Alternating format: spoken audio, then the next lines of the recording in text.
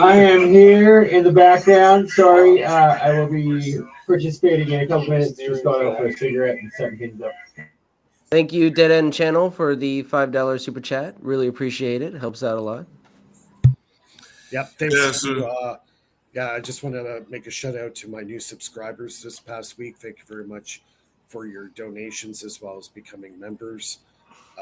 Please visit all our panels, YouTube channels, Nathan and Philip's Finite Theory, my channel, Faraday Research, Benefactor TV, right?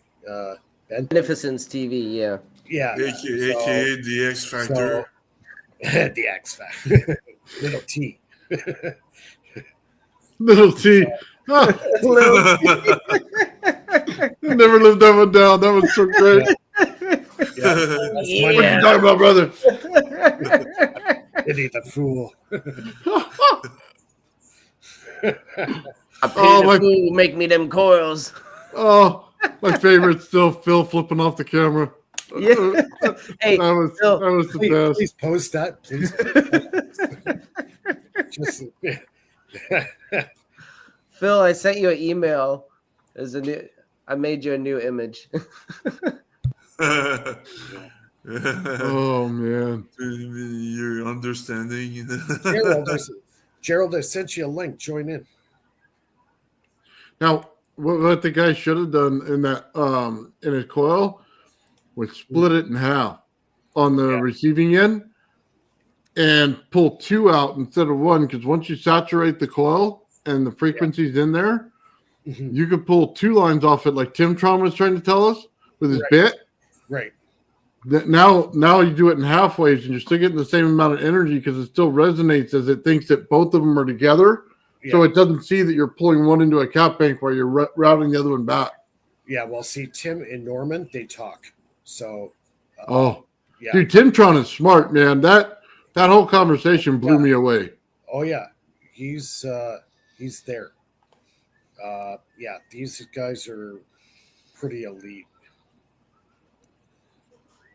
Yeah, so that channel's very good for listening to guys who've been doing this like their entire life, and a lot of them are in their early 60s and 70s. So these guys know what they're talking about. They got that experience. They built it all and tested it, just like Michael Mason, and still doing that. It looks like Alberta, Canada.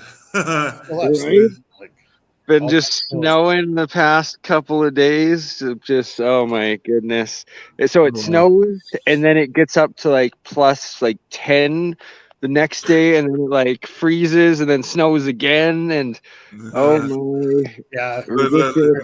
Ontario went through a roller coaster ride in the last 24 hours, 48 hours. You guys are creating an energy potential that you're draining all the energy is going in Alberta right now.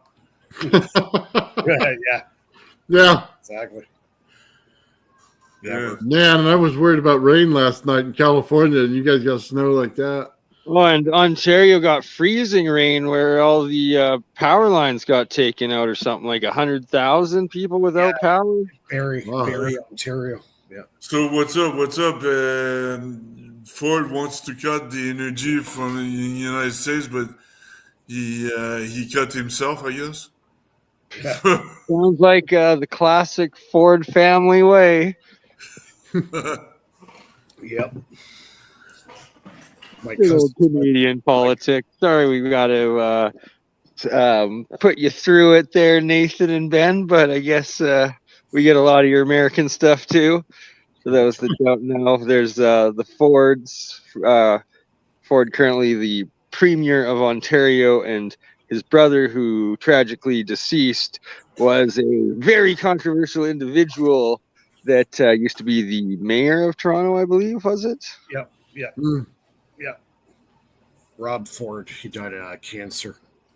Hit him pretty fast, and he was gone in about 3-4 months. He died. My cousins both went to school with the Ford guys, and needless to say, they were pretty. Question: did he smoke crack in high school too? Yes, and wow. Yes. You heard it here first.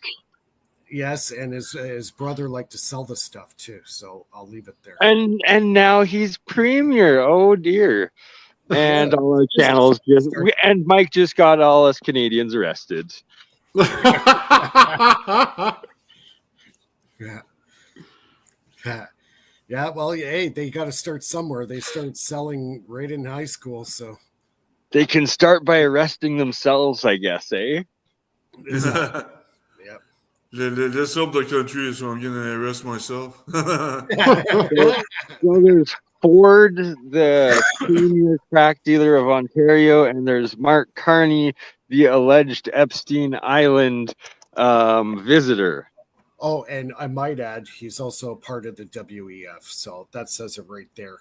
Right, Yeah, like a board member, like or Yes, something yes. crazy. Like he's Also, way up. Also, Justin Trudeau is a board member of the WEF, so they don't even hide anymore, man. No, They they show don't. up publicly. yeah, they don't hide it. Yeah.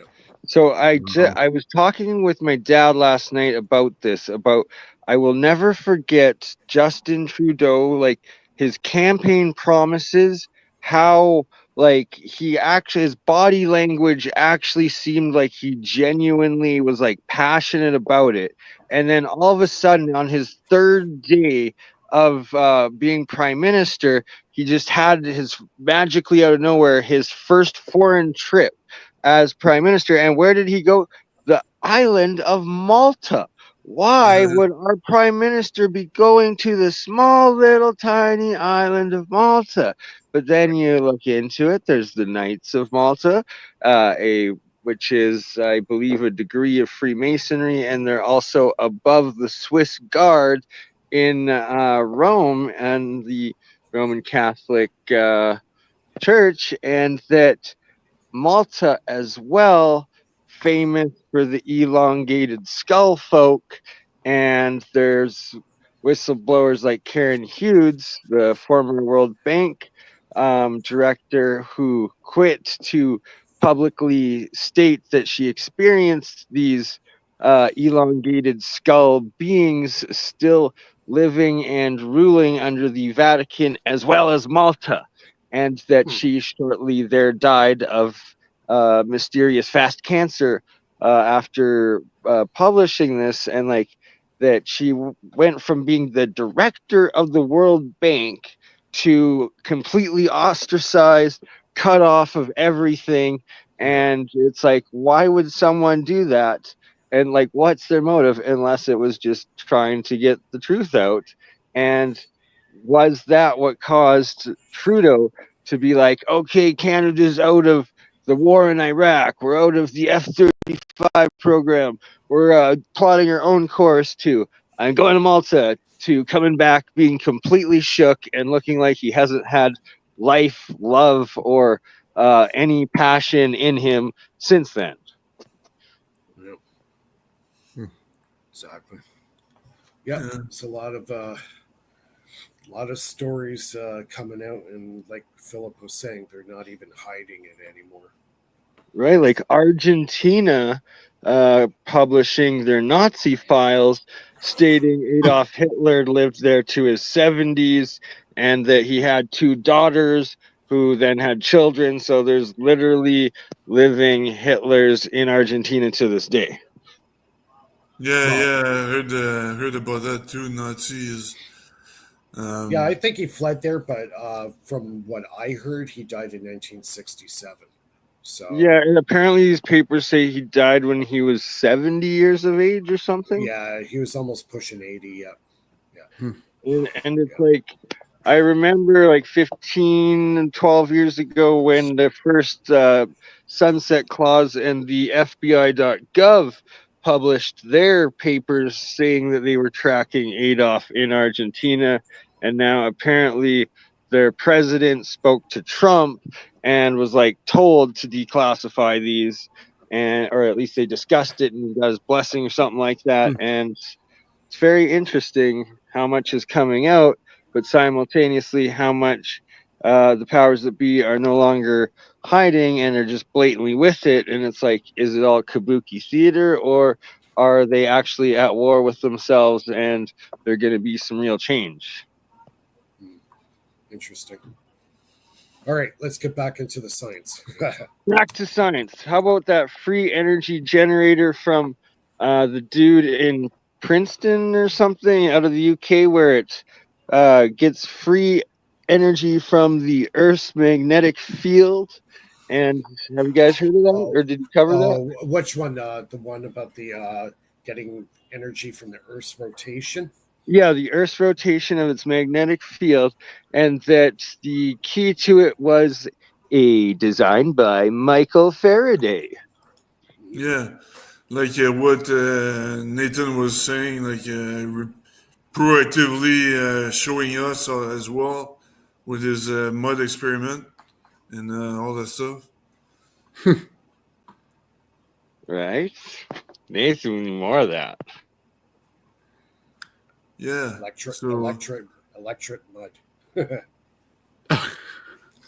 Well, have you done some where you added salt into the mud water? Oh, dude, there's no salt in that mud water, by the way. All it is minerals. You should try one. Can you try one where you have it like the current way of just like the mud water, and then a identical one, but add salt to it, and then see the difference of the reactions? I could do it. That'd be sweet, because then we can compare the energy that's coming out of like a freshwater lake or river compared to the ocean, and guaranteed it's exponentially more from the ocean. Well, one thing is heat when you put hot water in versus cold water. So if the mud's hot, then it produces more energy. Ooh, right. So the sun where it's shallow. Yeah. But then how about the beaches to the ocean where they get heated by the sun and it's mostly quartz grains of sand, right? There you go. So yeah, mostly what I have out there is sand and DG is what's in there, and then some mud combine it is what the minerals are in it. So yeah, you have all of that in there already, and then you just add heated water when you mix it, and the energy pushes a foot further. Wake up, Phil. You need a red bulb. Yeah, I need Gerald to wake me up, to slap me behind the head. Yeah. But yeah, Gerald's right. It amplifies the current and the energy. Yeah. It's not really well known, but it's there. It's like when you take your Tesla coil and you put the piece of wood down it, you can amplify the current coming from the Tesla coil itself, and you can bring down the frequency and bring up the current and push this field way out. There's little tricks to it. So like if you put sand in the middle and you make sure it doesn't have any water in it, and you use dry sand, it acts as a heater in your room along with the energy. So you get the energy and the heater in there. So you made a sand heater, and you can do it under 10 volts. And it's way better than any space heater you'll ever get. And the field, by the way, it'll get uncomfortable in your room because everything touches is RF hot. So it'll push out 8 feet, 10 feet, no problem, instead of the 5-6 feet you normally get. And that you can do that with a Slayer exciter circuit. How much? I'm wondering if you have a sphere. Is it some sort of a sphere, metallic sphere or something, and you create a resonance if it's gonna resonate the void, the vacuum energy I was talking about earlier, to a point where it's gonna amplify itself, and create something that we can harness. So if you create a sphere inside of a sphere and you resonate both to each other, you're creating the thunderstorm generator, and you'll start creating plasmoids in the center. Oh, wow. That's what it does. It's field compression.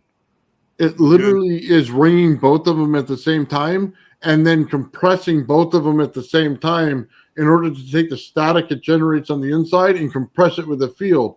So it'll create a plasmoid on the inside. That's what it does. Interesting. Well, okay. I've got a lot of experiments to do. Oh yeah, I've been working like for like all night to get my stuff set up. Dude, I got cat banks going. I have a cold energy circuit that I'm going to use on my rodent coil. So I'm all set up for that. I just made a coil winder. So I'm going to wind coils in resonance. So I took my coil I mainly use. And what I did was I broke it down in radio frequency and find out where the resonance point is. So I found the ring, which is also the harmonic scale of it. So now I'm going to build each coil specific to that so I can ring each one in harmonics and listen to it just sing to me all day. So, dude, I got some wild stuff going on, man. I've been 3D printing like crazy. I had to shut them off before the live tonight. And, dude, it's been a wild ride. So I'll have all kinds of different experiments coming out again. But, you know, I'm going to do the rodent coil ones. I also have a couple geometry coils that need to be tested. I made a 3D print, and I'll show you these right here, these little sticks that go in there instead of nails. So now when I do my 3D prints, I can put them in there and sandwich them with nylon bolts so that they don't go anywhere, so I can get the compression on the outside without losing the tension on the inside. So it's a different way to go, man. And I built several of them already, man. It's pretty cool. So, Nice. yeah, I've been doing a lot of work lately. And then I worked on my gravity flyer again, man. I've been doing all kinds of stuff with that. So, yeah, it's coming along, man. I had to change in my gravity well device. I had to change the couplers because they were pulling energy to the motor because the motor acts as a draw for the system. So it was ruining the energy in the center, so I had to switch it. So now that I did, it comes out in a little ball that goes in below and rotates just fine. So now it's taking that radiant field you get from the center of Tesla coil because it goes straight through it, and it pulls out the field like this. Now I just got to put the static on the actual balls themselves, man, and then we're literally building plasmoid fields all throughout this thing. So I got a bunch of things in the running, but I told myself I'm not doing experiment after experiment. I'm going to do one video for all of it and then do like the Plasma channel did and just get it all out at once. Do at least a little short per video, or I guess cover them all in one big one and then just edit them down into small little individuals. No. I'm going to do 45 minutes in a video, man, and give it all to you at once. And then I'll do for the members, I'll break it all down in pieces if they want it to. But I figure the way my channel's going, in order to grow it a little more, man, I have to do it, one big thing at a time from start to finish in order to get it right. And then just do the lives to promote it and the little shorts to maybe give me a promotion to it. But that's kind of where I'm at, man. I'm closing in on 8,000 subscribers right now. So I'm getting up there. Must be nice. Me there. I've been capped 9,500 for almost 3 years now. It's like they let me get up to 9,540 about a month ago, and now I'm back down to 5,490. It's so frustrating. Yeah, I'm picking up 395 subscribers every month. That's sweet. And then I just started streaming to X. So Oh yeah, X is good for sure. yeah, I'm getting people pulling over from that too. So yeah, I'm working on it. Dude, I drove myself crazy on my channel about last week. And I was so frustrated. How do I get this thing out? Why is it stopping at this? I had to change some settings in there in order to get everything to go. I worked on my Patreon to get it up to speed and give it extra content. And, dude, it's been just grinding.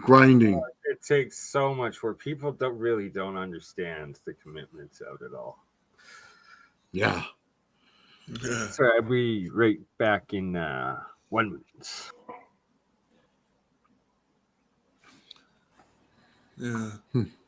But one thing that is kind of weird also, like I was saying last week, the ambient energy that we're in, is immense. But if we go at lower scale, at the atomic scale, I need to use a different energy density. It's like if the gravitational waves at the macro scale are ineffective at the nano scale.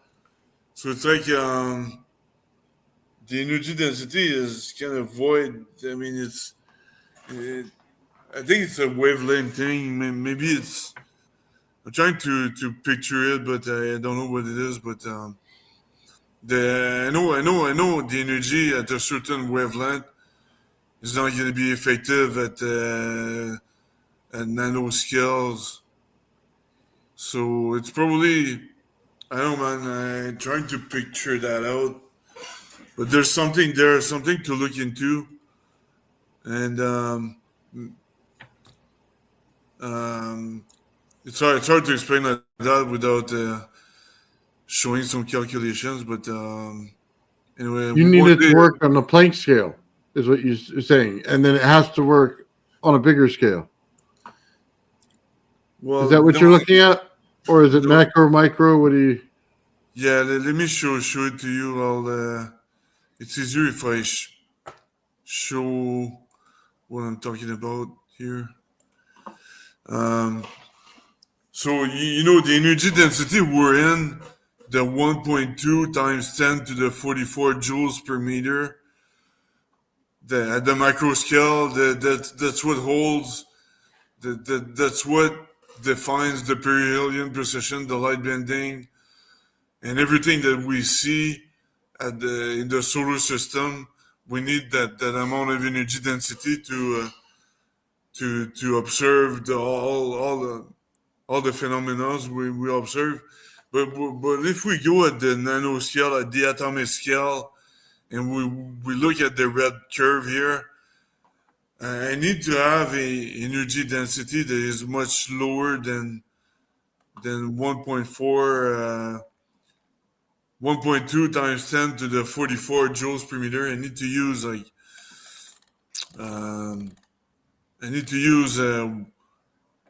one times 10 to the minus 3 joules per meter. So I need to use a energy density that is much lower than the macro scale. So that means, but I get the exact same forces. I get the correct forces if I use that energy density, but it's like the energy density at the macro scale is ineffective at the nano scale. So I'm trying to figure why.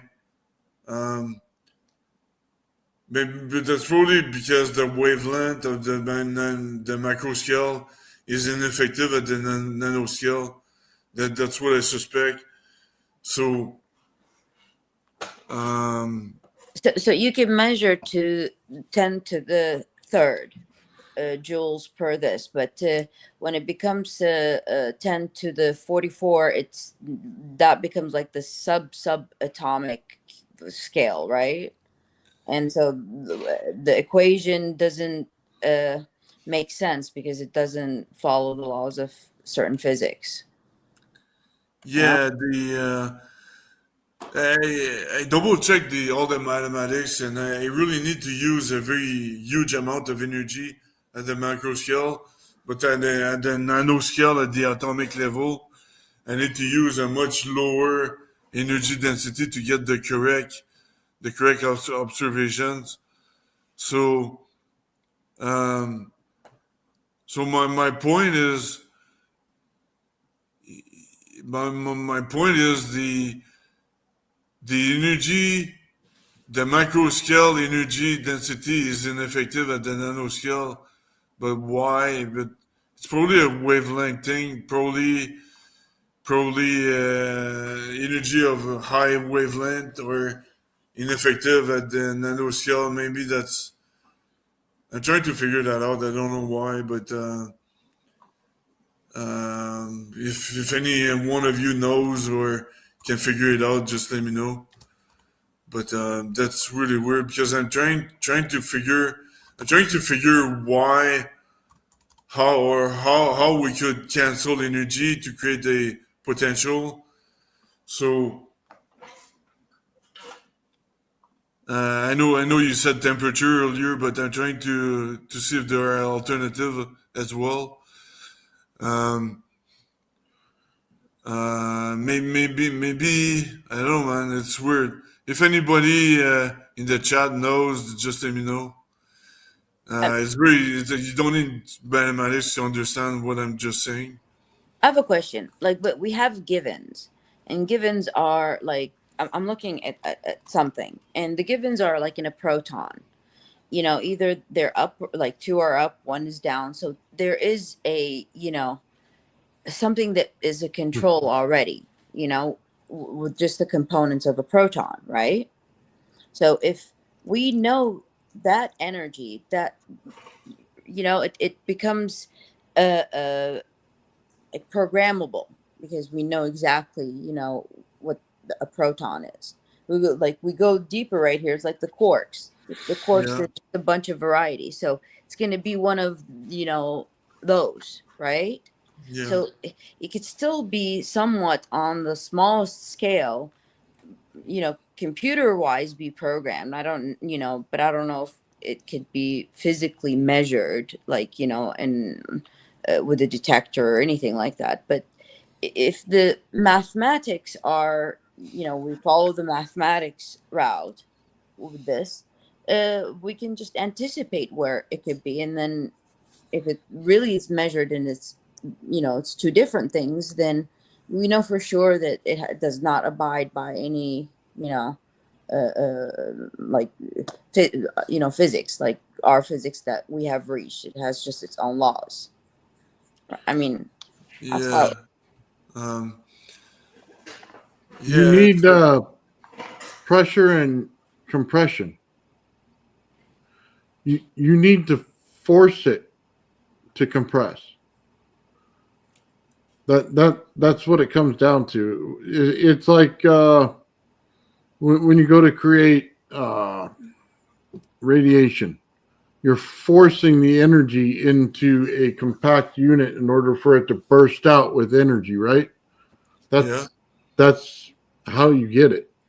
It has to work on the Planck scale as well as the physical scale and everything else. So in order to do that, that's what you have to have. You have to have forced compression. Yeah. Force compression. So how do you do that? So like engineering like a heat pump essentially was a forced compression type. Was that one method? Well, just layers in between a geometry coil is forced compression. You're not giving it anywhere to go. You're pumping in the energy, but you're not giving it anywhere to go. So it has to stay there and continue to build. And it'll build in there and create a static field in between it. That's what the Rodin coil was doing with Michel's design and putting in that much voltage. He's literally creating static electricity out of it, which then will create your ionization of the air. You're forcing compression.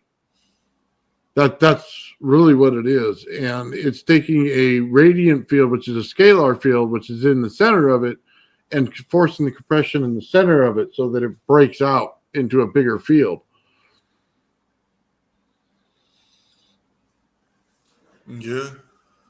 And I remember also I was talking to Gerald about a spherical coil with a specific way on how to wrap the wires around the coil, but it could create a difference in energy pressure at the center of that spherical coil that you're gonna have a potential right there if you have a sufficient energy, but well, you can do it. Sean did a sphere Tesla coil, and it has compression in it, and it breaks out like the fields of the earth in what he does. So he's able to flip the center field of it. So that right there causes a massive amount of compression the way he winds it, because he winds it like an AC flyback. So each layer individually has multiple windings on it, and then he builds the next one and the next one and the next one and the next one. So it built like an AC transformer, right? But it's a Tesla coil. So then he resonates it, and it boom blows out the fields. As a matter of fact, I could probably send you a picture, Mike, of it or present. Or would you be able to share it or not? It's private sort of thing.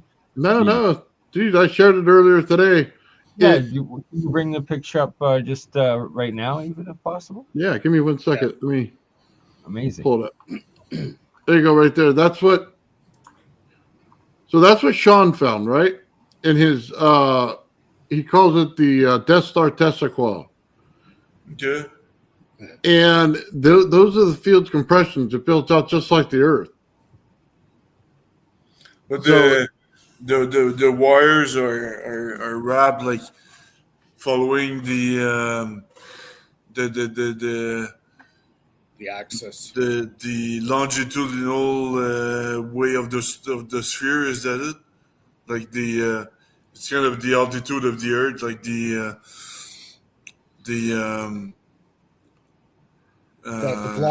blotch wall would be where the equator is.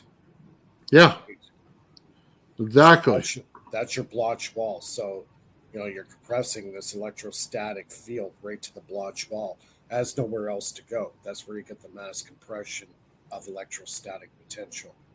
And that's where the field starts building up around it. Okay. So when he does this, he gets static electricity and he gets the high voltage plasma just like a Tesla coil does. He's getting both. 2 in 1. And as an AC transformer, you said, engineered into it. Amazing. Oh, I could show you an operation if you want that. Yeah, I think everyone would get something out of that. This thing is wild, man. Let me see if it's this. I think this one's DC. Real quick, hold on. Yeah, this one right here. So let me go to it, pause it, and then.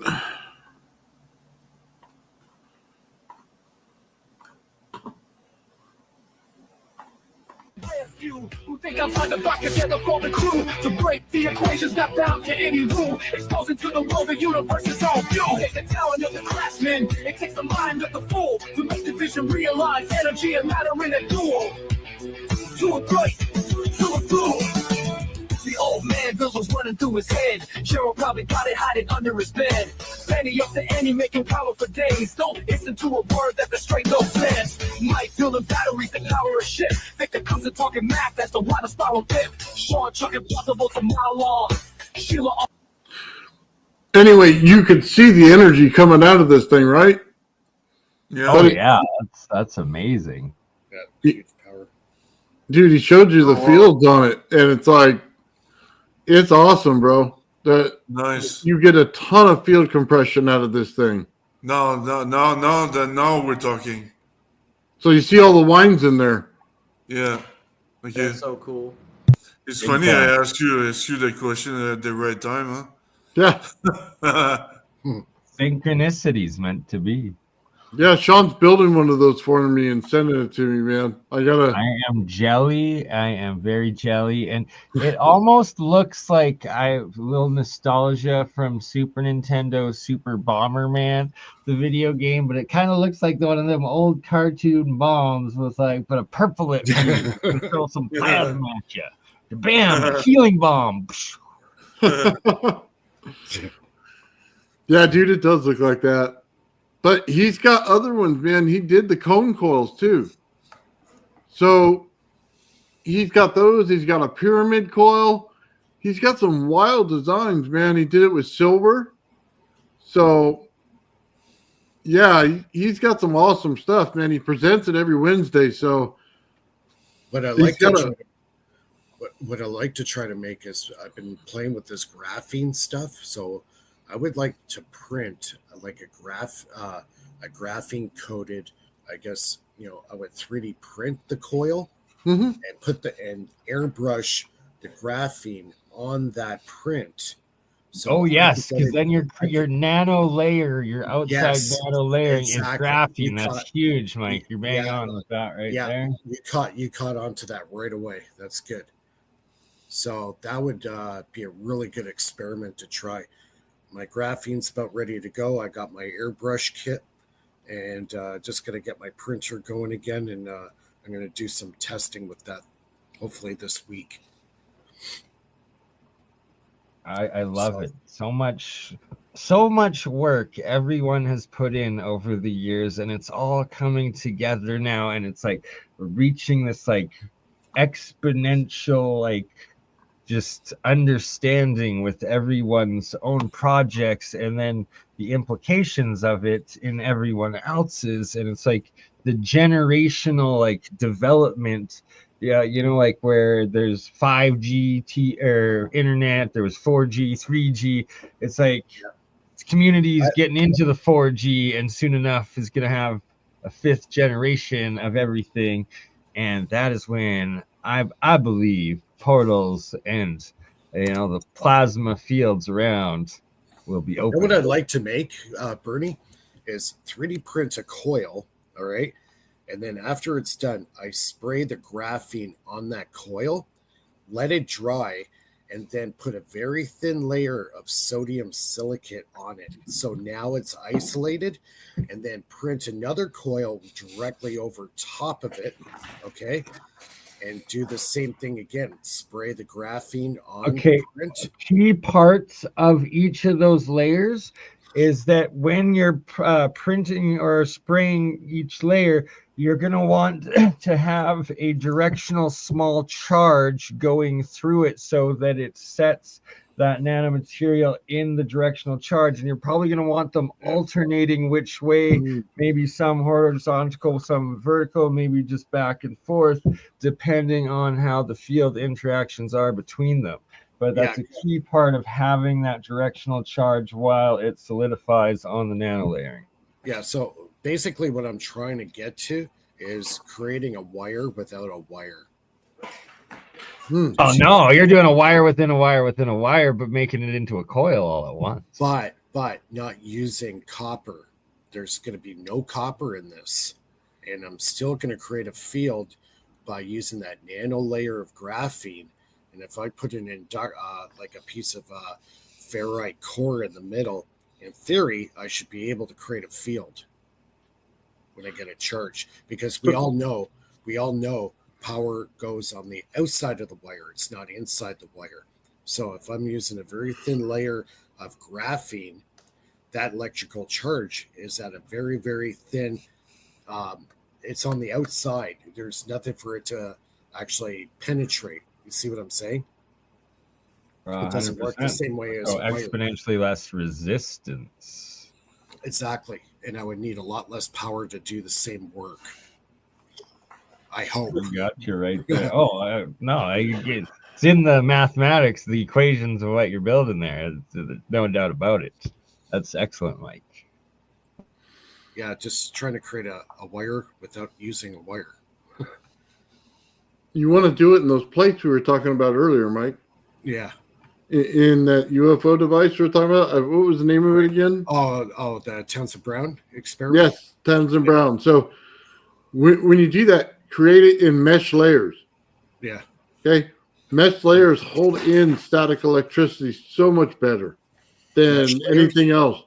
So, yeah, create that in mesh layers, and then you should be able to pull a charge on it. And then when it's still wet, push your layers together and then run the electricity to the plates. And just let it run so that you can get like an electric value out of it. And then pin them all the same way. I mean, just let the field go the way it's supposed to go and let it run. Dude, I bet you could pull a monster number out of there. Just make sure you put some stuff in there that's a high K value. Or what I like to say with those things, I use paper as a separator. It's non-conductive, but in static, it becomes semi-conductive. And it's already meshed. So as you put that in parts of your layers, you're able to build the static field. Right. But wouldn't the paper break down? Because the paper, well, you can use any mesh you want. You know what I mean? just make sure it's meshed like that. That was the whole point of the paper. It would be a non-conductor that becomes a semiconductor in that field because of static. Or dielectric or something. Yeah. Interesting. Got so many ideas going through my head right now. I just quickly gotta hop outside for a cigarette and hop on Jeremy Reese's stream for 2 minutes, and then I will be back. And I've got a very nice video to play of the Earth's magnetic free energy device that I was talking about earlier. There, it's the actual inventor. He just did an interview with the Professor Simon channel, and they just released it a couple hours ago. So I think we should watch just a little bit of that if that's all right. Yeah, I was gonna watch that. I didn't get a chance. Well, we can all watch English guy? Scrutinize it and make it Free Energy Friday. Yeah, the guy with the crazy hair. Yeah, I like that guy. Yeah. He's got the Einstein hair. Einstein Jr. Einstein Jr. It always looks like he's in that little bunker. Yeah. Yeah, it's like a cave he's in or something. It's really shape, eh? Totally awesome. Yeah, I think he's a pretty eccentric individual. Yes. Well, he's English too, so it kind of like it jumps out at you when he talks. I love it. And he's missing half his teeth and everything. Yeah, it's really cool. He fits right in. Oh, yeah, that's right. awesome. Fits right in. I love eccentrics like that, you know. A mad scientist. Yeah. Pretty much. He's got some wild stories too. I'll tell you that. Yeah, what I like about this 3D printing thing is now I have a means of making that print, you know, conductive now. Any shape my printer can do. Now I have a means of making it actually conductive. And that just opens up a whole freaking... Oh, yeah. Right? Like the graphene I'm making is awesome. You just case it with the graphite. Like, I used to airbrush. Like you dip airbrush it on. Take it out, you know? No, I airbrush it on. Make it into nano layer. Okay. I'm talking like under 5 nanometer. If I get it under 5 nanometer, holy cow.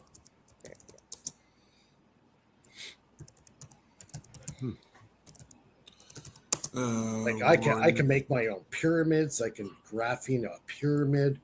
You know, like I could just go crazy with that stuff. And it's not hard to make. That's the best part about it. All you need is a really good ultrasonic cleaner or the probe and just hit it. And I found out actually a couple things about the mesh. I'm using a 600 mesh graphite. It only takes 2 hours to actually get it to what I want. Really? I thought it was going to take days. Yeah, actually, that's good. Yeah, it actually turned out. I did an experiment, and I was hitting it for about 3 days I had on it, and my resistance started to increase. So I'm going, what the heck's going on? So I actually dug into that, and it turns out because I'm using 600 mesh, it's at a very, very small particle already. It takes very little time to exfoliate that graphene to the point where it's totally usable. So instead of days, now it's just in a couple of hours. I can have perfect graphene. So now if I were to go to a 325 mesh, it would take a lot longer. So the graphite you use the say like I use a pencil lead, right? I drop that in there. That would take several days to break down because it's hard. It's it's a full piece. But if you're using fine powder like I'm using, it takes very little time. So yeah, can you see my screen? Hold on here. Okay. Yep. Yeah, so that's what I wanted to say earlier. Sorry, I got confused with longitude and latitudinal wires. I wanted to promote the latitudinal wiring of a sphere, because you should have like a very dense magnetic field at the exact center of that sphere, which would create a very dense energy potential. So that's sorry, I confused longitudinal with latitudinal, but I want to say latitudinal earlier on. So yeah, that's I saw the sphere. Obviously, the sphere Nathan just showed is very very effective, but I'm wondering if that one with latitudinal wiring would be more effective. So there's just a little thought here. It's Maybe, interesting. Yeah. So that's because I saw your buddy had the longitudinal wiring, but I'm wondering if latitudinal ones would be. Well, it should be. You will have a very dense energy at the exact center of that sphere. Mm-hmm. So the temperature should be affected.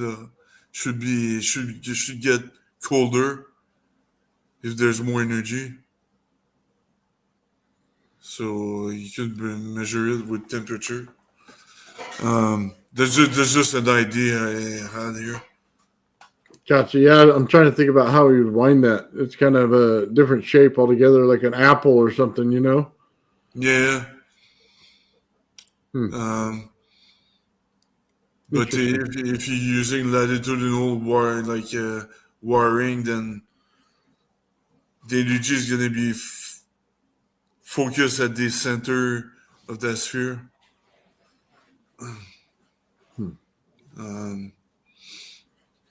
So yeah.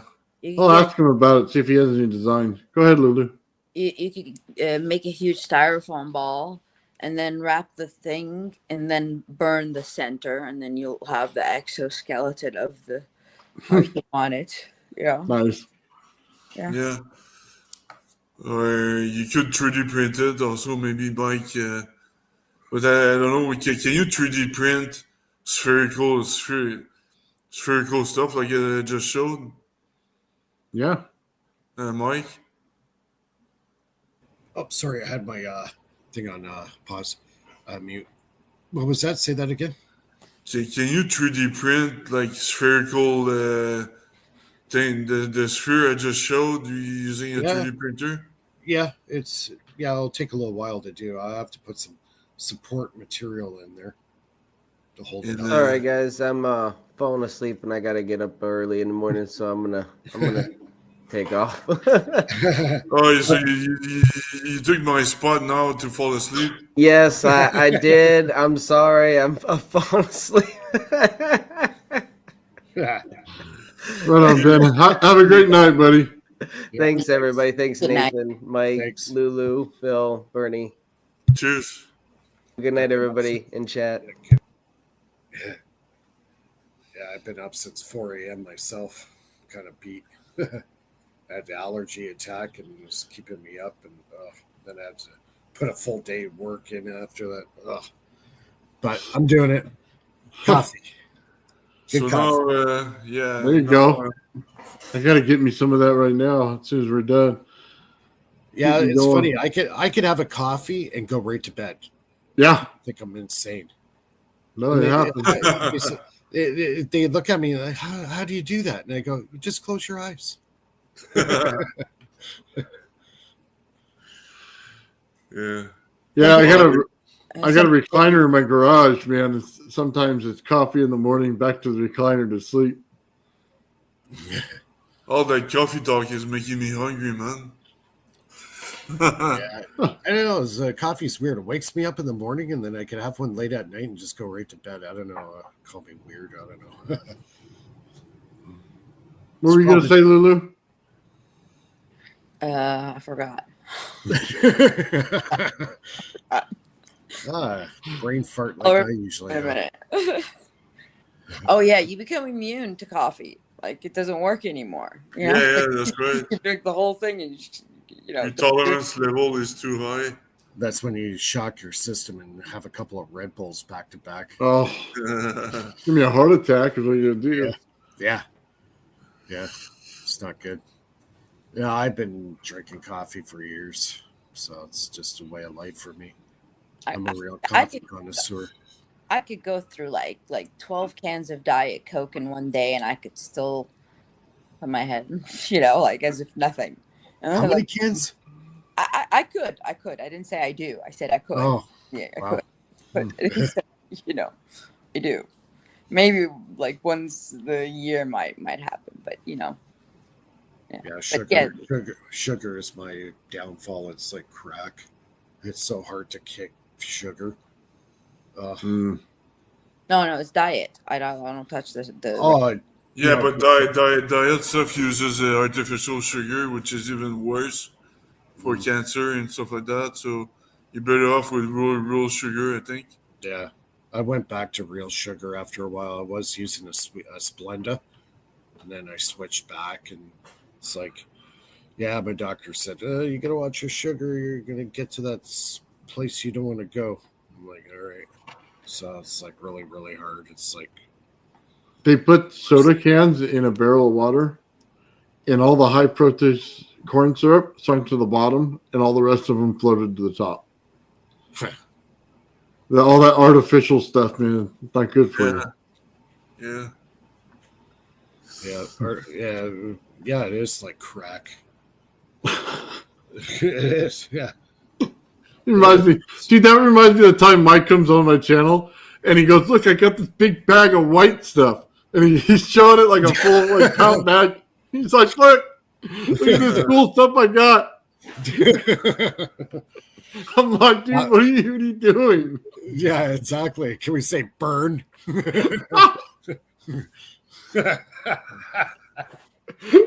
Oh, dude, that was hilarious. Oh man, talk about a heat score. He was doing stuff for his batteries, man, and showing it. Oh yeah, didn't look like it. Oh, it cracks me up, man. Excuse me. Oh, good times. Oh man, always an adventure. I got stories for that. I could do all. Oh, I did get my light. I'm doing that solar project, so I actually got my LED lights in today. They're 6,000K. So nice. They're actually grow lights. So just regular LEDs won't do it. You have to get full spectrum. So you have to be between, I believe it's 6 and 930 nanometer IR. So basically grow lights. That's what you want to use for the experiment. But they have to be 6,000K, a high lumens. Higher the better. So I got the two 100-watt solar panels. I'm going to do that rig up tomorrow, put the lights in between the two, and see what I get out of it. And if I could put that into my Renegade circuit or even try, an oscillator. I was even thinking maybe a Slayer's exciter circuit might work good too. So I want to kind of like Lloyd Stovell, the guy that was doing this, he's taking a lot of flack over it, and everybody's calling bullshit, basically on his thing. If it's running his house, and I don't think he would spend all that money on all that stuff if the system wasn't working. Mm-hmm. So obviously what he's doing is working. So I want to try it out. Like that's what basically started my channel, many years ago. I saw something out there. I was skeptical, so I said, okay, I'm going to build it for myself and see if it works. And that was kind of the basis of my whole channel, prove or disprove kind of thing. So this is one of those experiments. I want to see if it's true or not. So I'm going to build one. And kind of, know in my mind that, if it's real or not. And if anybody challenges me, I'm just going to say, you know what, man, I've built it. I know what it does. That's it. It's end of argument. You could try to debunk me, whatever. I don't care. The fact is, what I do is I build it for myself to know it's real. I want to know if this is real. You know what I mean? Mhm. So that's how I work. The same thing with like aliens. Okay, if I see an alien, I'm gonna believe it's there. If it's there, I can see it. I know it's there. It's real. Same thing Absolutely. with my experiments. So it kind of helps with the credibility, right? So yeah. But yeah, because all you want is the answer. You don't care which way it is. You're going to do the experiment either way. You know what I mean? Yeah, it's all. non-bias, right? Yeah. If the proof is there, it's there. Yeah. Philip would like this one. Remember Jean Chrétien? Philip? Which Yeah, one? yeah, Jean Chrétien, our prime minister back in the early 90s. yeah. He said he had an interview. He goes, "What is the proof? Is the proof is proof if the proof is proven?" I'm like, what? I'm like, what the hell did he just say? I'm like, the proof is the proof is the proof is proven. I'm like, because he was accused of something. I can't remember what it was. This going back like 20 plus years ago, right? So, yeah, I laughed so hard when he said that. Oh, they might even still have that clip on YouTube. You might even be able to find it. Jacques Chrétien was like, who could I compare him to an American president? I'm trying to think. No, not Donald Trump. I wouldn't say Trump. Oh, Bush. Bush Jr. He's our Bush Jr. Yeah. Oh my Look God. at that. I'll share my screen. It's in French, but it's so funny that there was a group called Sans Limite. They used to tease Jean Chrétien all the time. Yeah. Oh, Jacques Chrétien was great.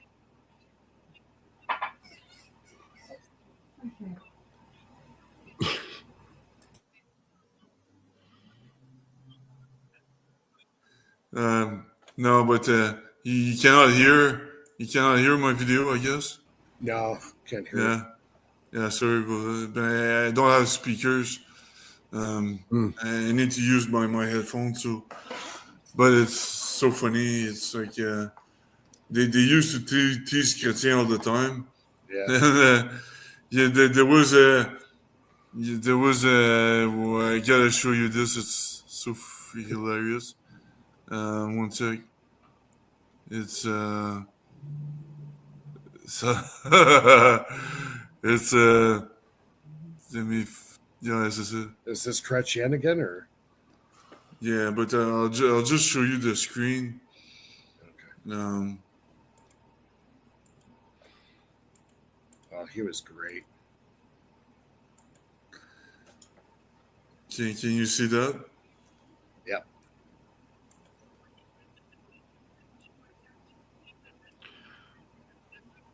I can't hear it. Man, was that guy the prime minister? Yeah, he was the prime minister. Yeah, back in the Wow. early 90s. He was awesome. He was just totally off the rails. Yeah, but he was getting teased all the time, and Oh yeah. and what I just showed you, like you know these shows where you gotta guess some word, and he's just guessing. Like, so he's just guessing sans dessin, which means I'm an idiot, you know, and he's just guessing that the right word, that he's an idiot at the show, so it's kind of funny. But they were teasing him all the time. Oh yeah, like on a couple of the comedy networks in Canada back in those days, they were just having a field day with oh my God. Yeah. It was great stuff. Yeah. Yeah, he was our Bush. Wow. It reminds me of Monty Python. Yeah, Monty Python. Yeah, it's what it looked like when you were showing the movie. Oh, either that or Benny Hill. Oh yeah, Benny Hill. Benny Hill. Well, Benny Hill usually had some woman he was running after, didn't he? The whole time. Yeah, all the time. And then the old bald guy that he was on there would be slapping his head. Yeah. Mr. Bean. Oh, Mr. Bean. Yeah. Yeah, he's too busy crashing exotic cars. You heard about Mr. Bean, eh? He's got a lead foot. He speeds like ridiculous with his cars. Oh, really?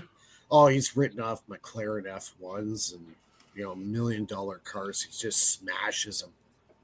Oh yeah. Wow. Oh yeah. Like because he can't drive, he doesn't know how to drive. Or? No, he's a psychopath behind the wheel. Oh yeah. Oh yeah, he's nuts. So he's intentionally crashing. I don't think he's intentionally crashing. I think he just drives really, really fast and doesn't care. Okay. Yeah, he's got a lead foot, that guy. Yeah, he's got a reputation. I like Don Knotts when he did the Apple Dumpling Gang. Yeah. I think that was so funny. Or even, oh my God, Dwarf on Golf. Have you guys ever seen that? I remember that. Yeah, that's Dwarf on Golf. Where did I hear that before? Dude, he would okay, so he put his legs in the ground so it looked like he was short, right? Okay. So he would show him swinging the club and it'd be normal. And then they go, let's watch that back in slow motion. So then bees would start flying around. He starts to hit the bees and, you know what I mean? Everything. And the caddy would always screw stuff up and electrocute him. Dude, it was one of the best skits ever. Yep. Now I remember what you're talking about. Caddyshack comes to mind. Oh, my God. Oh, Caddyshack was funny. The first one, yeah. Yeah, the first one, yeah. That was Rodney Dangerfield. I seen him live, eh? Did you really? Yeah, I saw him in 1989 at the O'Keefe Center in Toronto. That's when he put out his No Respect comedy album. And that night, guess who opened for him? Who? Jim Carrey. Really? Yeah. Yep. Jim Carrey was his opening act. That was the first day I ever heard of this guy, Jim Carrey, was at his show. Oh, dude, Bill Murray? Bill Murray? Oh, God. Dude, Caddyshack was so funny. The gopher, dude. He's trying to get the gopher the whole time. The gopher's always out. He got dynamite everywhere, blowing up the ground. Yeah. Iconic movies. Oh, dude, and the way he talked, that whole thing was the best. Which Bill Murray we talking about? The movie, from Caddyshack. Oh, Caddyshack, that's a good one. Yeah. Or what about was it Groundhog's Day? No, there was some League Under the Sea one where it was like a parody of Jacques Cousteau, but it was Bill Murray. That one was a good one. I think I know what you're talking about. That sounds familiar. And then the Zombieland one or whatever, where I've never seen that. Woody Harrelson kills Bill Murray by accident, in his house. Stripes was a good one. Yeah, Eric in the chat, Stripes. Oh, God. I'm forgetting all this stuff. This was all 35, 40 years ago. Yeah.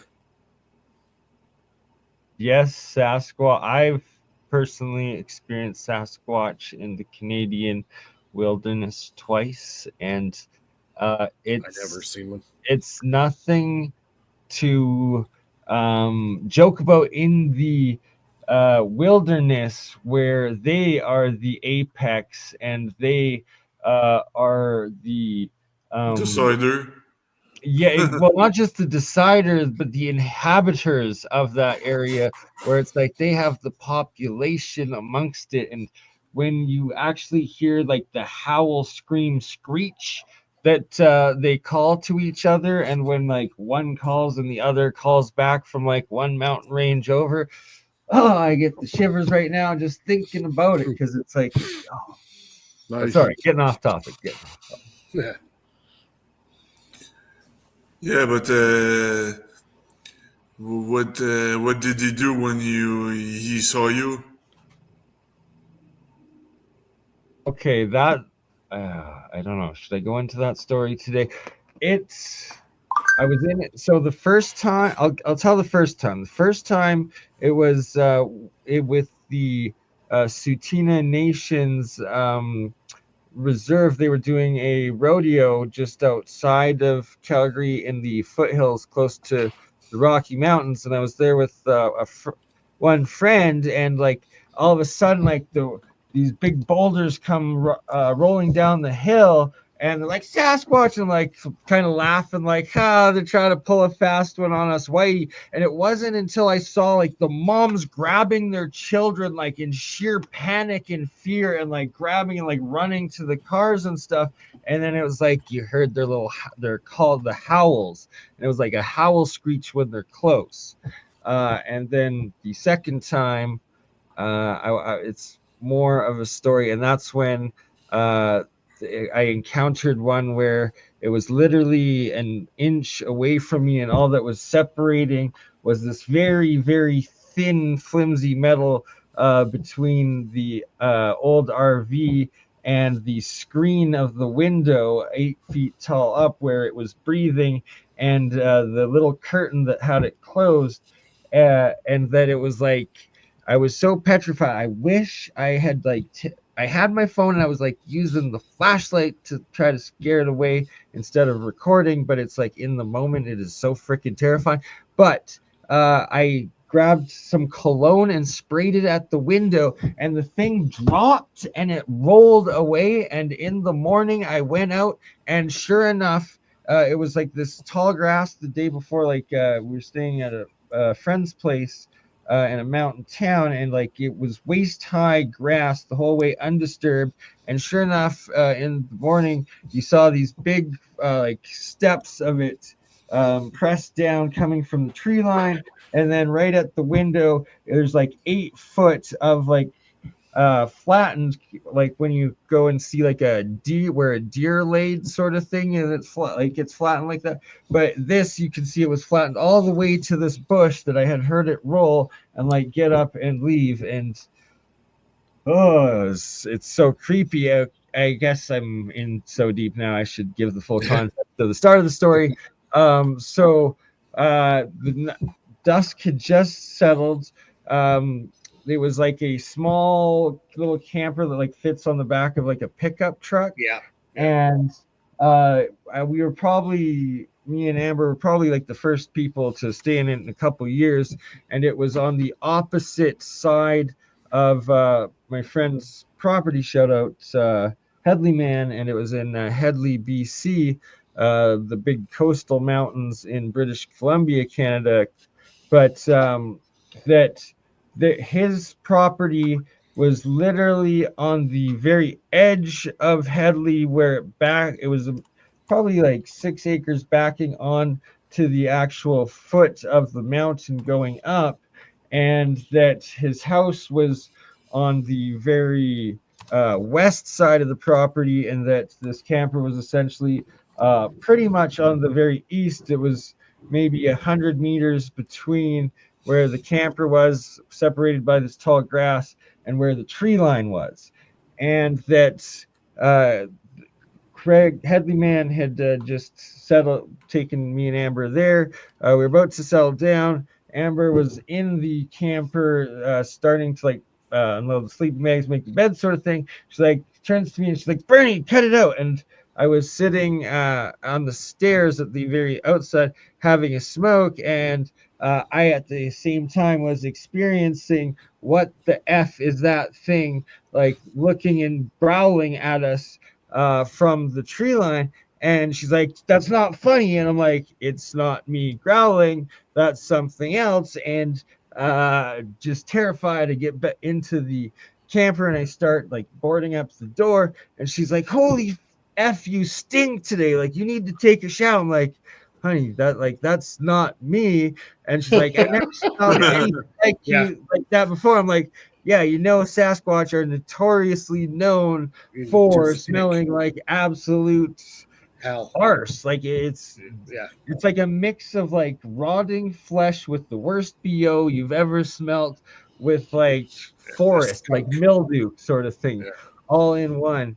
And so she's like, "That's not funny." I'm like, "I swear to God, there's something out there."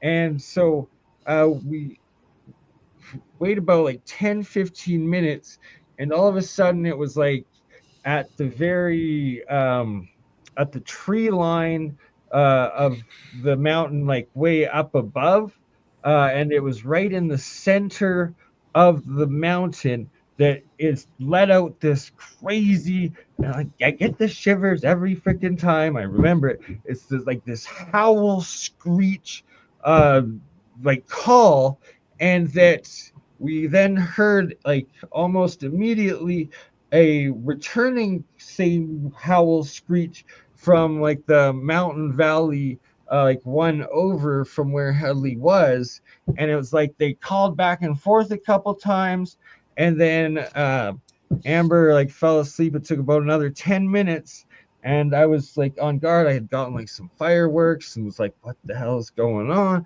And sure enough, I hear this thing like approach this camper walking up, and it was right in like the little kitchen thing, and there's like a 1 foot by 1 foot like little mesh screen, and the thinnest, flimsiest like 40-year-old curtain ever.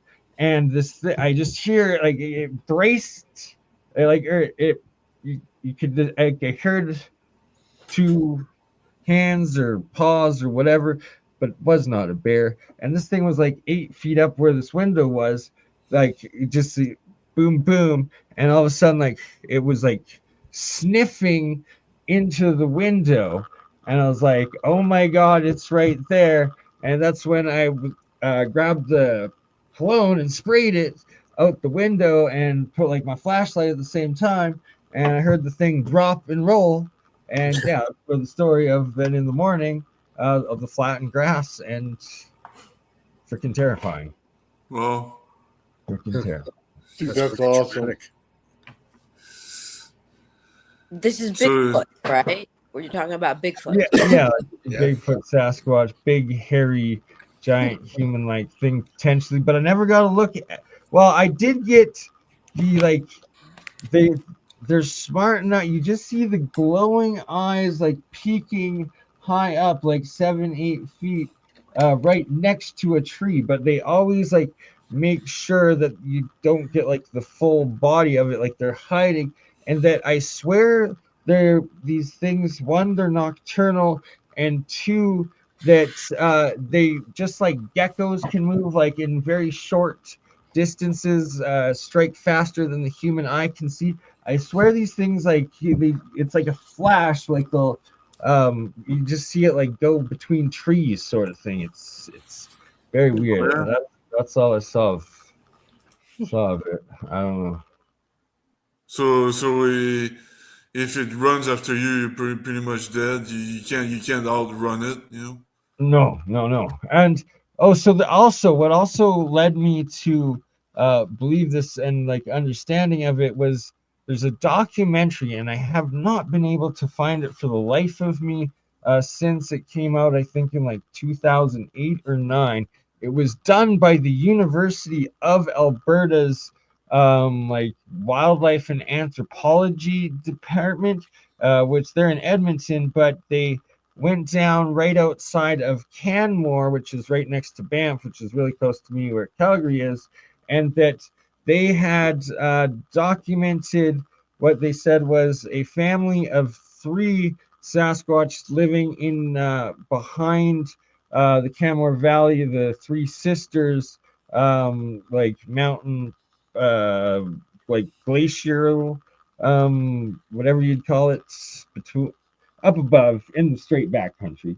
Anywho, they had videos where they set up all these cameras and they'd leave apples for the Sasquatch, and they said there was like a man, like a alpha male adult, and it was like off on its own, and then there was like an adolescent male and like what they thought was like a female of adult female or something with it, and it's like the two would come and you just see like this freaking crazy swipe thing take these apples, and like it's like they just, it's so quick it doesn't register. So for anyone setting up like trail cameras, like serious Sasquatch Bigfoot investigators, you need to have the fastest shutter speed possible on your camera, and probably also infrared, because they seem to only really be active at night.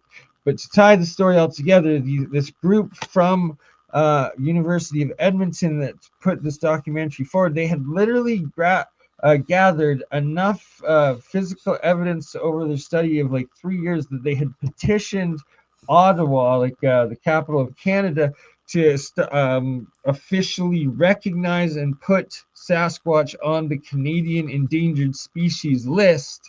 And this was all public, and since then I have not been able to find the video and not ever heard another word from the news about it. But yeah, if anyone has seen that, or I didn't know it was flashing fast.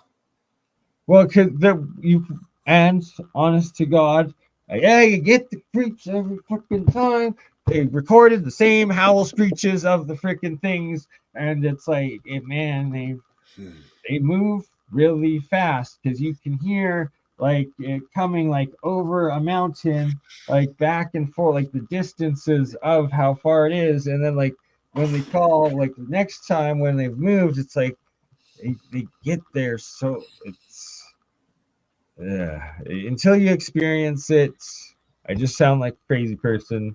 So I'm we'll move forward, and we should watch a little bit of this free energy generator interview before we go, because this individual, he's open sourced it. He wants everybody to build their own and be skeptical of it, and it's the perfect case study for, I believe, our community, for as many of us to try to replicate it as possible, as well as is it the pipe adaptations to them. Is it the pipe? I guess we're gonna find out here right Oh, away. it is. So this is the individual. Oh, stupid commercials. Stupid Canada. Stupid YouTube. My apologies. This is loading. No. There we no. Okay. Really intrigued to know what led you in the 21st century to repeat an experiment that was brilliant but didn't Shout work. out Mike Faraday. Well, we have to understand that Faraday was groping almost in the dark, brilliantly groping. I think one of the greatest experimental scientists of all time.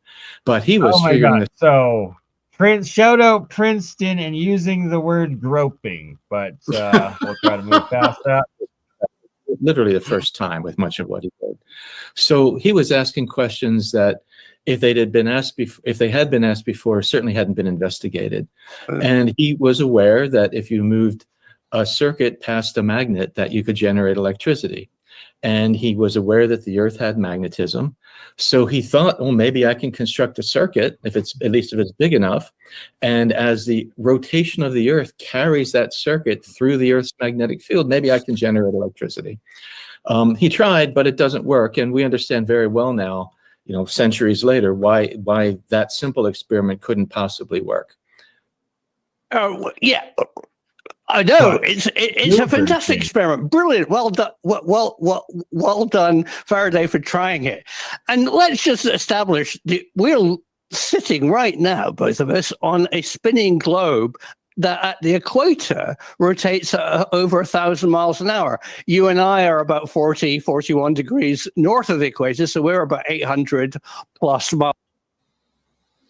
Sorry, I'm pausing it there again, just for the controversy of the whole flat earth thing. If a whole bunch of people build these generators in different latitudes, and some do it up by the North and South Pole and some do it in the middle, we'll actually start getting some testable or calculable results that will give evidence one way or the other.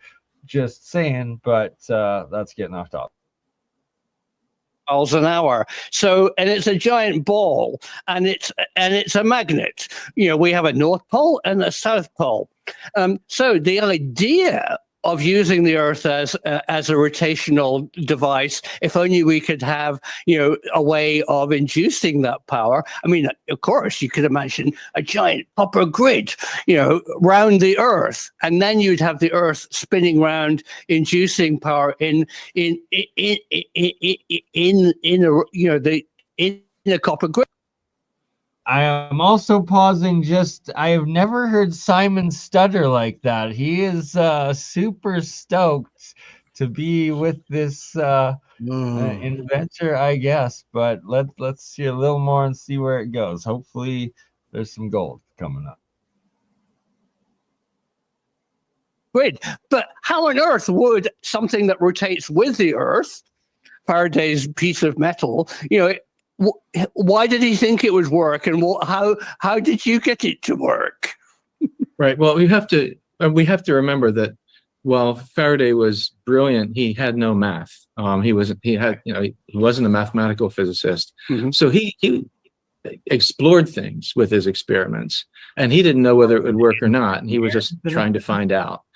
In our case, it's easy to prove mathematically that the experiment he did can't work. Once you have 2 centuries of physics beyond where actually it's about a century worth, but by the time you get to Maxwell, it's clear that Faraday's experiment couldn't work. Mm-hmm. And that seems to settle it, right? It's impossible to do this. And what Kevin Hand and I realized, Kevin's at the Jet Propulsion Laboratory, is my co-author on the original theory paper. Right. Kevin and I realized that there was a loophole in the proof that you write down that shows that it's impossible. That under very particular circumstances that involve topology and involve materials, it should be possible to violate that proof and actually generate at least a small amount of electricity. Oh, right. So I'm very much in the Faraday camp, but like experimentalists build steam engines and things like that. So is it something to do with the north and south magnetic pole not being in line with the physical pole? Is that offset part of, could that be utilized? And also the magnetic field coming from Earth. So you're saying that the Earth's magnetic field is stationary and we're on the rocky bit are going round? The part of the Earth's field that is axially symmetric is stationary, and we're moving through it at 350 miles per second.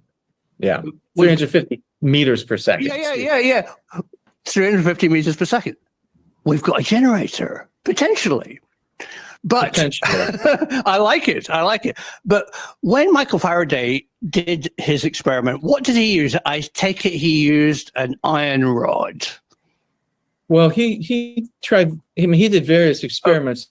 I think the one we cite to in our paper is an experiment where he stretched a long wire, basically stretched a long circuit, and hoped that maybe that would generate electricity. But there's a problem with that approach. Suppose you used a rod. Suppose this is just, I don't care whether it's iron or not at this point. It's a conducting rod, say. Mm-hmm. And so it's moving with us at 350 meters per second through the Earth's background field, the magnetic field of the Earth. Right. Actually, here in Princeton, the field's coming down this way, so I should tilt. We'll talk about make it perpendicular to the field. Yeah. So it's moving through the field. Right. And that means there is a magnetic force which is proportional to the velocity we're moving times the strength of the magnetic field, and it's trying to push electrons this way. Let's see, V cross B. Yeah. Actually, it's trying to push electrons this way. All right. Okay. So, but then what happens is the electrons do move, but they move extremely rapidly. You can calculate the time scale for that, and for an object like this, it's a billionth of a second. Right. They spend redistributing themselves, and then once they redistribute, there are more electrons down this end than there are up at this end, and that causes an electric field. Right. Points in this direction that perfectly cancels the force from the motion through the magnetic field. And as soon as that happens, and that happens in a billionth of a second, it's game over. Nothing more happens. There's no flow. There's no, you can't utilize that initial jump. It's gone. Right. It's so short, it's useless. Right. And you should think of the electrons in this tube as in this metallic cylinder is continually just redistributing themselves on this ridiculously short time scale to perfectly cancel the magnetic force inside, so nothing can happen. And that's why Faraday's experiments couldn't work. I mean, he did many other experiments that worked brilliantly, but this effort on his part couldn't possibly work. Sure. So after reading your paper, Chris, it seems that material science comes into the next element of how this might work. Maybe the electrons can move slower. Is that part Well, of there are two things. There are two things that are needed, and one is topology, and one is materials. What's topology? Exactly. So this isn't a solid tube; it's a hollow tube. Oh yeah. Okay. Topology is the field of mathematics that describes, say, why this hollow tube is fundamentally different from a solid tube. Okay. I can't start with a solid tube, and unless I tear it or break it and then fuse it back together again, I can't turn it into a hollow tube. Right. I can't turn a sphere into a donut, not without tearing it. I can turn a sphere into an American football, right? Those are, in that sense, those are topologically identical. Okay. But if I want to turn it into a donut, I have to break it. Right. So topology is a field of math that studies those differences. Right. And the first thing we realized was that if your conducting material has this kind of shape, and if it also has magnetic properties, you need those two things together. Right. That the electrons actually cannot redistribute themselves to cancel the magnetic force. You can prove that mathematically. They can't do it. It's still, I think, is just remarkable. It's remarkable to me that they're trying, but they can't do it. And that's a firm mathematical proof. Pause. Did anyone want to put their thoughts in so far, and skip it ahead after that? Well, this experiment's just like Wright's experiment when he was trying to create thunderstorms. Yeah, it's old school. This is typical old school stuff. 45 degrees, put it in the air, hollow tube. Yep. You're canceling out the transverse wave in order to get the scalar wave, and you're producing energy. Right, but bam, right there. So finally, we have an actual, I guess, academic authority being like, oh, look, this stuff from 100 years ago might actually work. And, well, let's see. Oh, it actually gets better than that. A French guy, Vili, was able to create a cold current tube. And it's the same thing, but you don't have to put it at an angle. And it's exactly the same thing that they used in the gray tube. Yeah. So the gray tube works in the exact same way with the cold current tube. It has it inside of it, and you're field flipping between the scalar component, which is the radiant energy, and with the hot energy, which is the transverse energy. So, and scalar being the longitudinal. So that's what the gray tube is.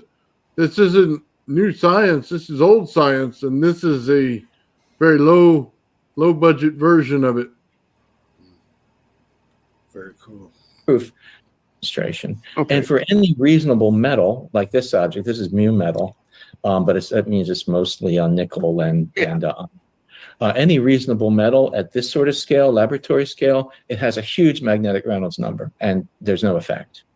So the only way to get an effect is to find a material that has a low magnetic Reynolds number. And as a practical matter, so we spent some time trying to figure out whether there was anything that was conducting but would have a low magnetic Reynolds number at a scale we could work with easily in the lab. Right. We're nano fabrication specialists. It's possible that you could do these experiments by fabricating really small objects, but we don't have that expertise. Printing. And it turns out there's something called manganese zinc ferrite tubes. Oh, manganese zinc ferrite they're using. Wonder about the graphite. You broke open your old transistor radio.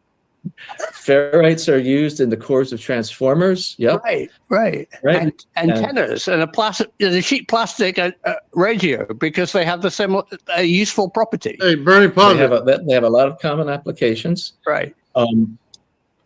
As soon as he said antennas and radios, you should already realize he's in scalar. That's where they're pulling the energy from. So the guy that says he can run his car on the radio waves that's going on, he learned how to pull in scalar waves, the scalar energy, the field. That's what he did. This is what this whole thing is about. Yeah, it's why it has no magnetic field, because it's scalar. It's not built the same, man. Different dimensional energy. It's radiant. It's not magnetic. You're going to get a slight magnetic to it, and that's it. And that's only because there's a field right next to it pushing upon it. It's the same reason in space you have the same problem. Interesting. Okay. They keep calling it our magnetosphere, but there's no magnetism there. There's a slight bit that you would get from a static field, but not much.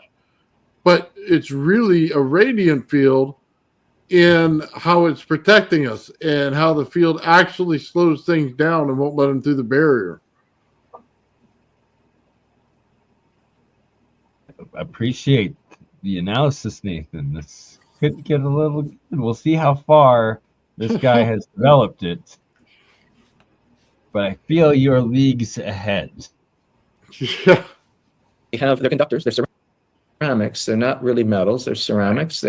They're conductors. That's a good sign. He's going into the ceramic magnet composite.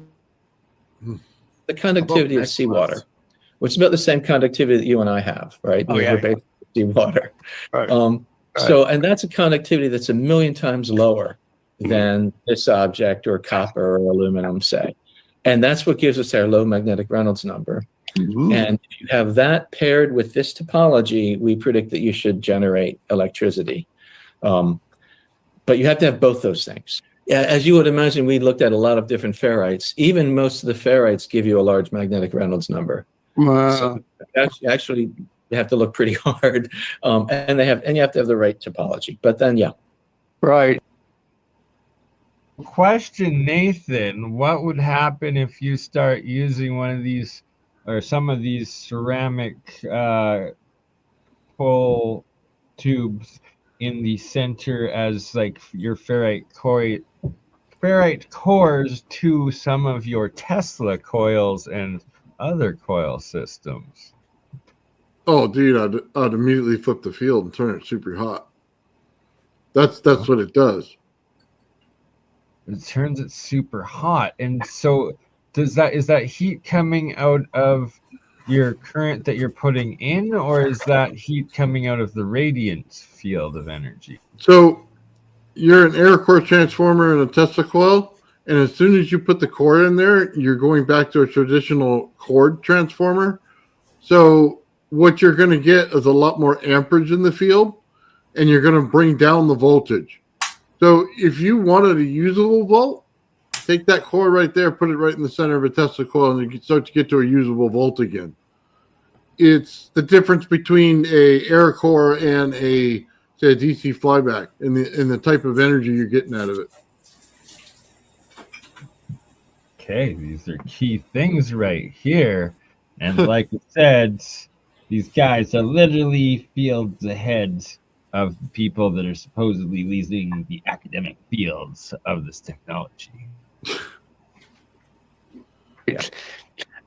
But then you also worked out you need to know where the flux of the Earth's magnetic field is in your hometown, where you're going to do the experiment. So the angle of the of how we move through the field, how it moved through the field, is also important.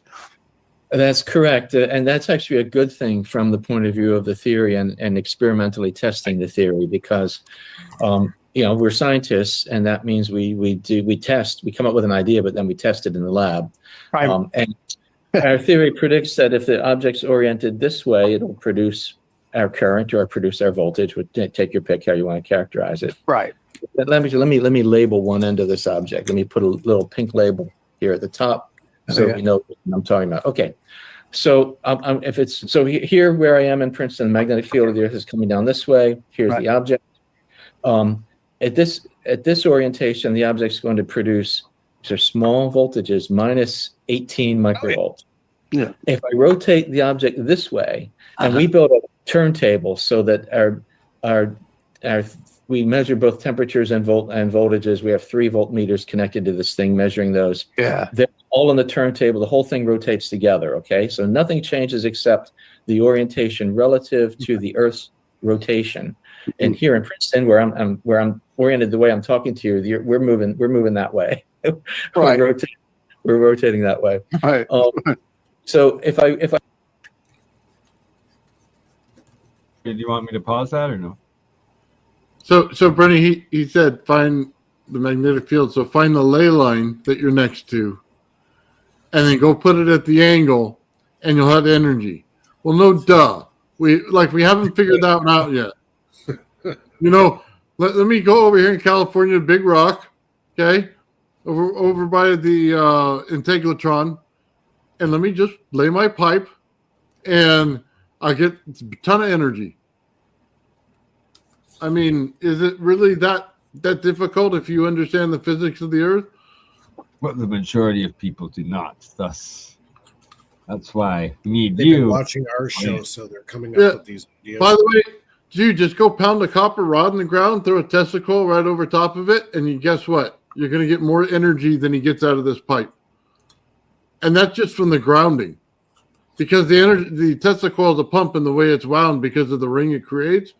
Now the grounding's in it, you're going to pull the energy straight out of it without even a circuit attached. You could do the same thing in the air with an antenna.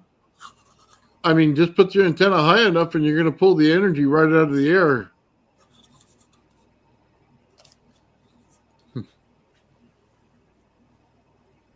Find the energy corridor.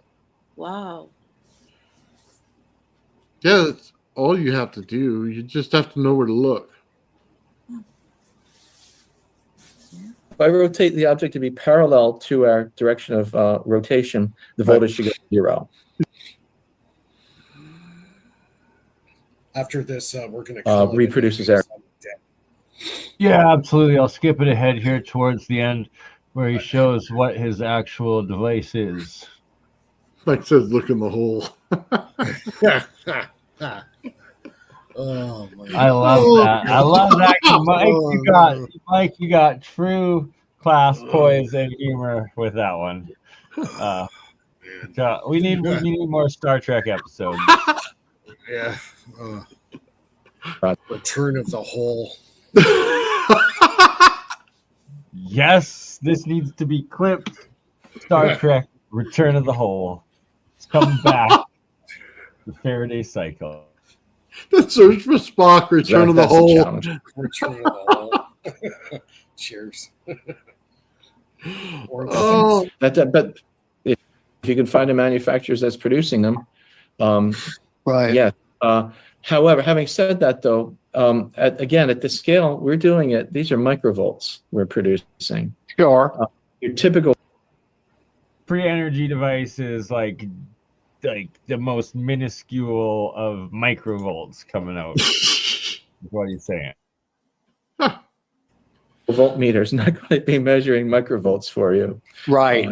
You need a piece of kit that can measure microvolts. Right. You need a very different, a typical good voltmeter maybe measures down to millivolts. Yeah. And then you need a whole different level, a sort of laboratory level. Oh my God. You have to get a worse voltmeter. You have to find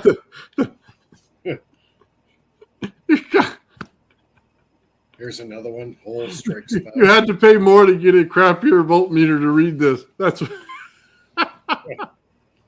Princeton's finest, baby. Princeton's finest.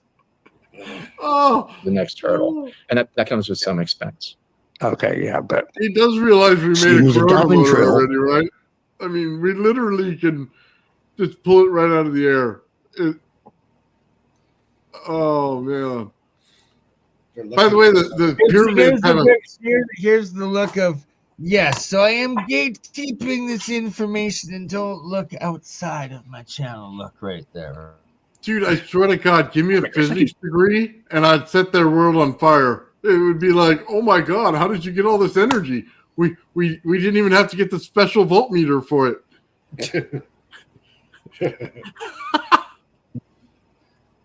Very much for talking to me on my humble YouTube channel. Viewers, you can do the experiment at home. Chris is very keen to get people from the equator to the North and the South Pole to do it and see if the effect works. And what was the angle that they have to put the ferrite bar to actually produce an effect? If you want to do this at home, there's a couple of things you need to know. First of all, you need to get hold of a ferrite rod. They're pretty easy on eBay and Amazon to buy. Or stick together a number of chokes, which are already. You need a really shitty voltmeter that measures the smallest amount of microvolts. And yes, you are not going to power even an LED with. You might power an LED, but probably not. Or what are we looking at here? You're going to need a lot of planning to lay this pipe, man. Hey, you know how sad this is? I could get more power out of a crystal radio set than that. Yeah. Right. So this is clearly, we are debunking. This is Princeton trying to misdirect free energy is real, but you can only get milli-microvolts out of it. And, you should go do that right now. Hey, you can resonate your butt cheeks for more voltage than that. That's right. I got fart more electrons. And that is why Simon somehow has like hundreds of thousands, because the algorithms are like, hey, we're going to promote this gatekeeper. You know you get voltage more out of an earth battery? Yeah, exactly. I mean, literally. My crystal cell set is like a nuclear reactor compared to this. It's off the charts. It is. Right? Oh my God. Go bury some alum out there and get, some ferrite, Mike? And we'll create something that's way better for cheaper. It's cheaper than the pipe he has. Yeah, exactly. Yeah. All you need is alum, graphite, and magnesium. That's it. You're done. By the way, the pyramids themselves at a certain angle, Bernie, for a reason, because they're able to pull the scalar energy right out of the air and create a very small vortex over top of them.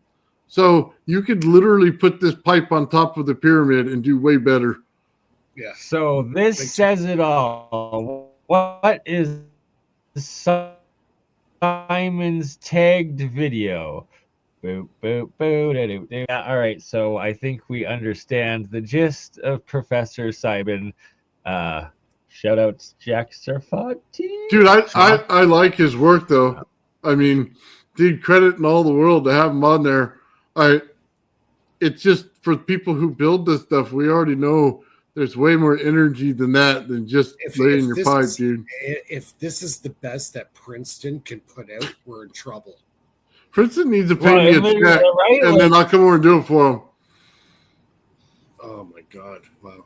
Can you imagine that, Mike? We get in there and we start redoing all their experiments, and they make real voltage that actually gets something done for once.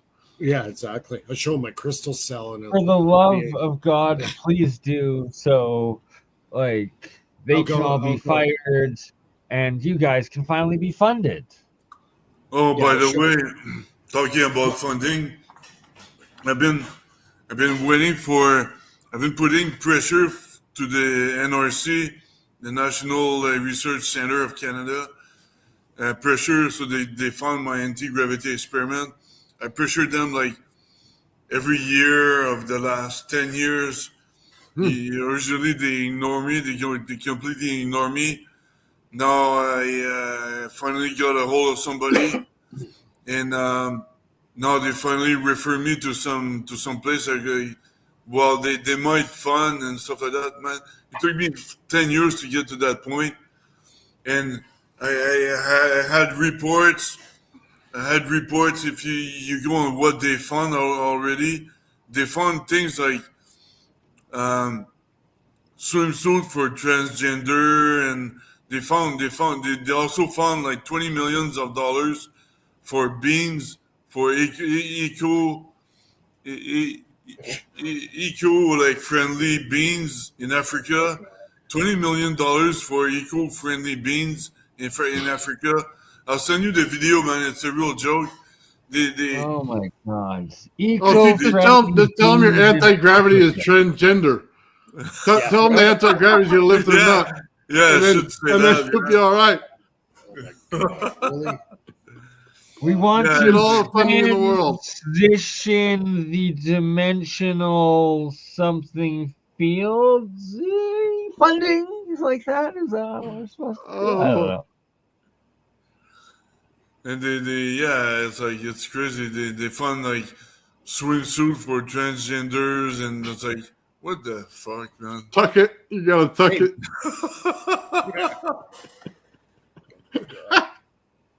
You go to Target and get your tuckets. And oh my Lord God.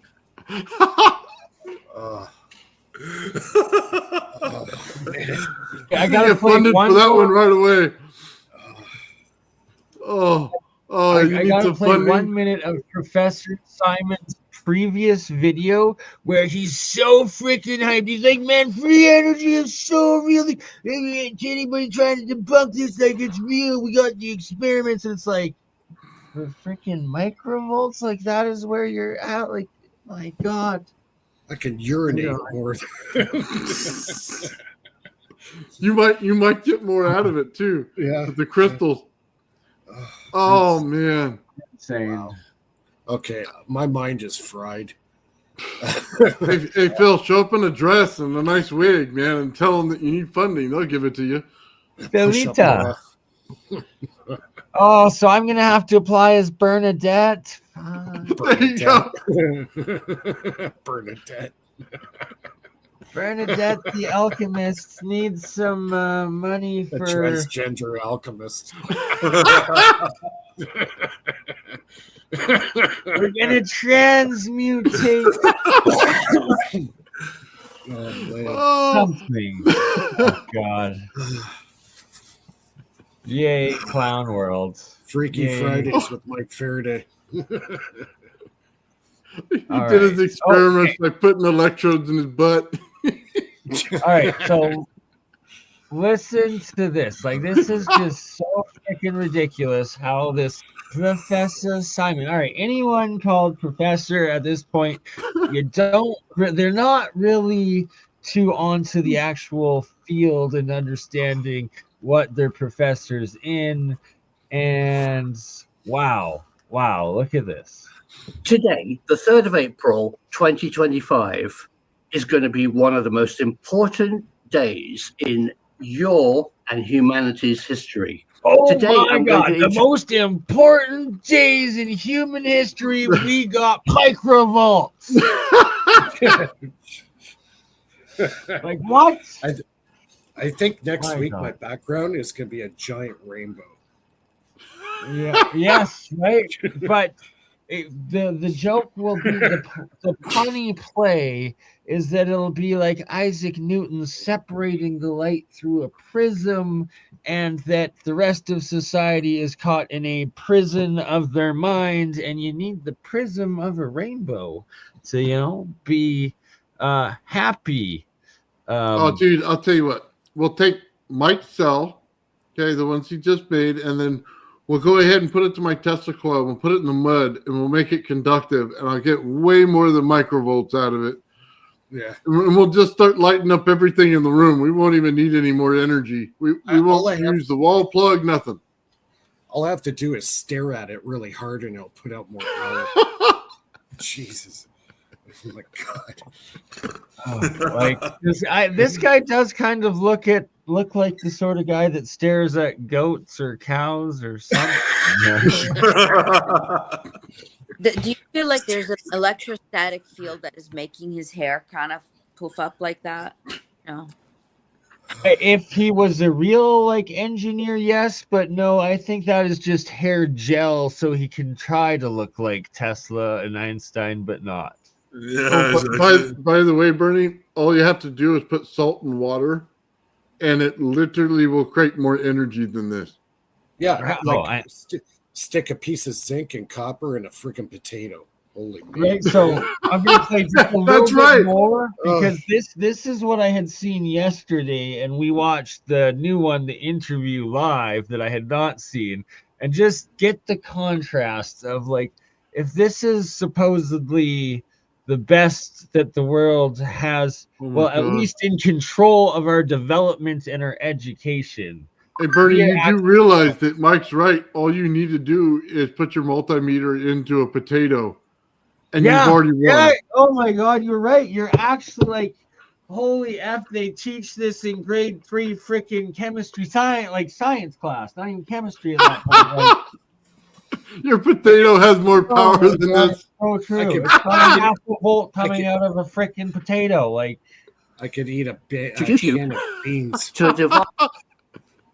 So, like, listen to this guy. Like this.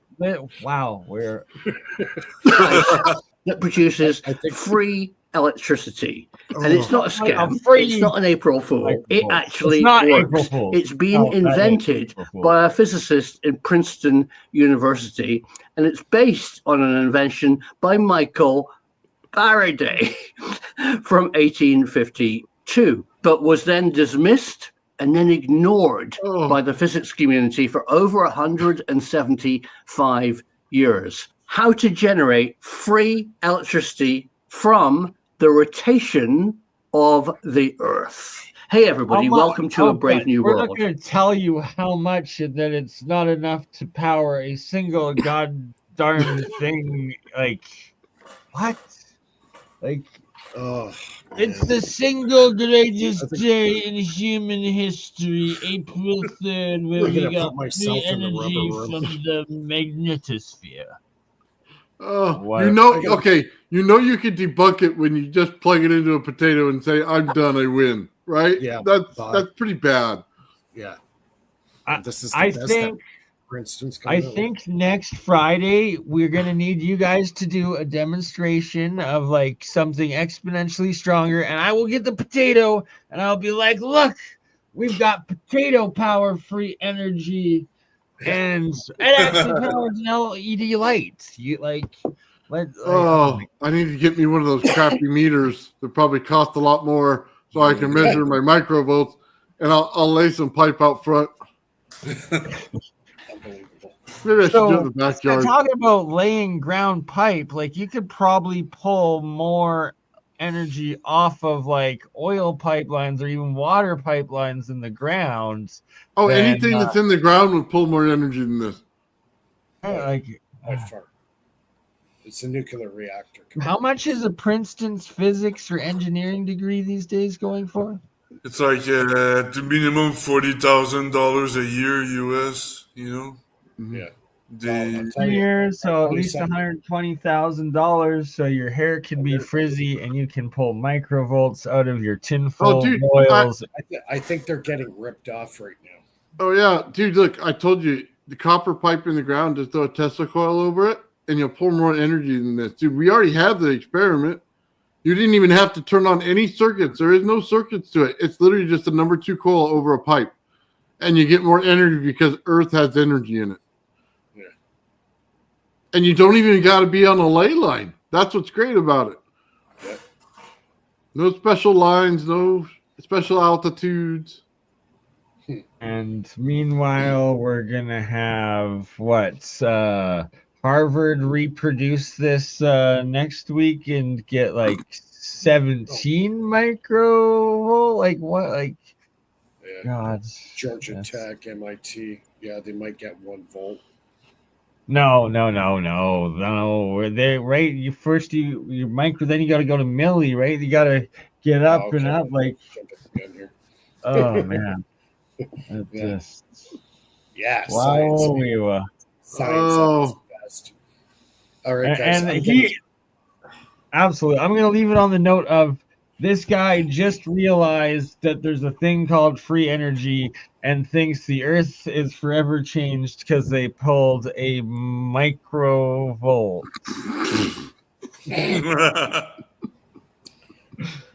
Yay. Wow. Love you guys. Wow. Thanks for having me on, Mike. Kids. Yep. Thanks everyone for joining. Oh, it's so fun, guys. Thank you. Yeah, we went overboard tonight. That's okay. I got stink eye. Again, I've been up since 4 a.m. yesterday, so I'm a little tired. Yeah. I too have pulled the 48-hour-ish from overworking and need to get to bed. So love y'all and thanks for having me. Yep.